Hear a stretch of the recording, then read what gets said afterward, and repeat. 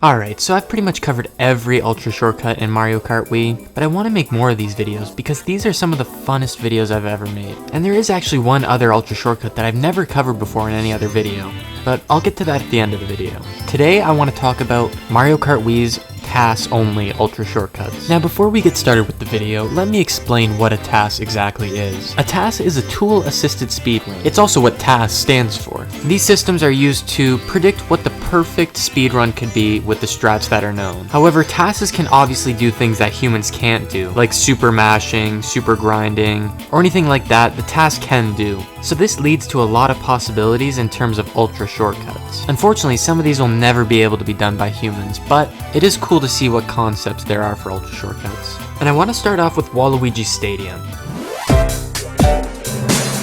This trick was discovered about 8 years ago and requires a form of turbo mashing.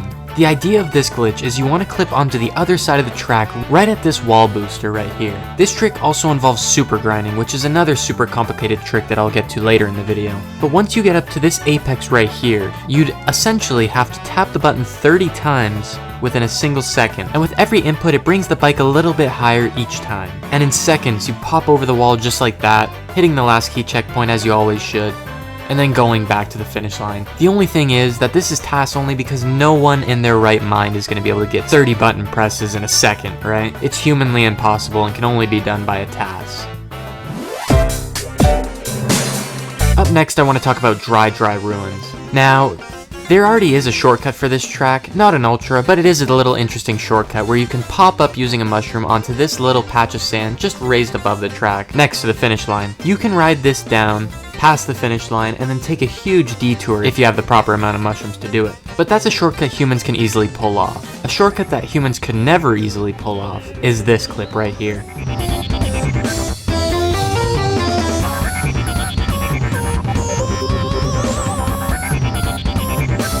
This is a TAS doing a super grind. Basically, super grinding is when you force the system into the ground by hitting the drift button every other frame. Now, I'm not the best at explaining super grinding, but I'm gonna pass you off to a guy named Mallow's channel who has a video on this. I'll play a short clip to explain it for now, but I suggest you watch that for the remaining information.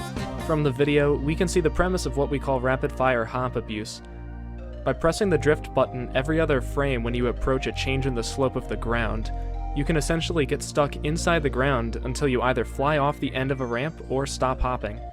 This leads to a massive speed boost, as well as a lot of speedrun potential. Unfortunately, this is a TAS only trick, but it can be utilized in quite a few ultra shortcuts, Dry Ruins being one of them. If you hit the first key checkpoint and then super grind into the ground towards this rock right here, and clip it just perfectly, you'll be flung up into the air, breaking boundaries, and finding yourself on the other side of the finish line. You can hit the last key checkpoint and collect your lap, and save yourself quite a lot of time, if you were a robot that is. Another similar one to Dry Ruins is Luigi's Circuit, another super grind trick right after the first key checkpoint that puts you right around the midst point of the track. You can hit the last key checkpoint and collect your lap as well. This trick also uses super grinding and you can see it right here, and it leads to quite a big time save and a run that looks like this.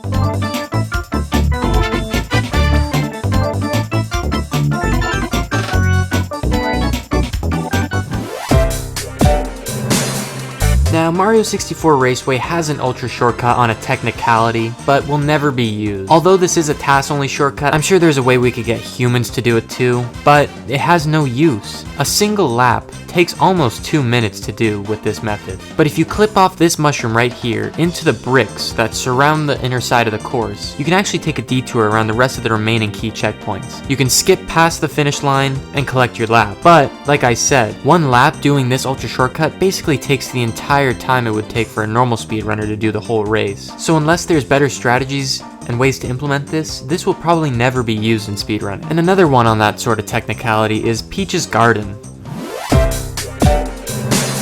Like Mario's Raceway, if you clip into these bushes of leaves right here, and then go along the perimeter while doing a technically very difficult barrel roll, then you can make it to the final key checkpoint and cross the finish line. But just like Mario's Raceway, this one doesn't save a lot of time. It takes a while to go around the entire course, and won't add much benefit in its current state. These tracks I really wish could have a chance at being useful, because they are interesting ultra shortcut concepts. But at the end of the day, with one lap taking so long, it's not worth it to the average runner, nor is the barrel roll technique really feasible for a human.